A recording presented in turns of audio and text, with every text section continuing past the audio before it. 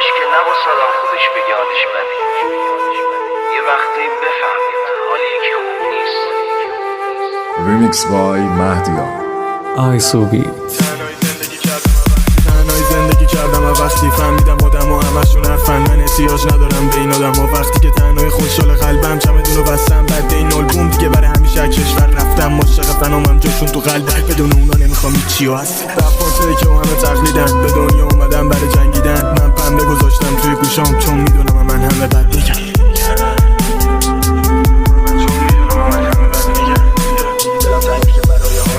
دلم تنگ شه برای حالمون، طبیعت بازی و آتیش کنارمون، آهنگ شد پلی بود گوشید. الان که ریختم کجای کوشی، فهمیدم عاشق سوژه شعره، اعتماد پیر میکنه کل چهره. خوابیدی با یارو میگفتم چرا، میگفت فقط در بیا درسه. ریدی تو همه چی آخه سر چی، اولا یادت چسبیدی کنشی، میگفتی فنتم چند سال کفتم ندیدم قدمی برداری سر من. دیگه حال نمیده بهم رابطه میکنم وقت بشه هر جای پا بده، به جز خودم هم کسی برام مهم نی. دیگه سر تو مهدیار تو ببین با یه تنها بذار، میخوام هر روز با اینه شلیک کنم. من نفری شدم نفرید شدم، پرسپکتیوم رو حفظ میکنم.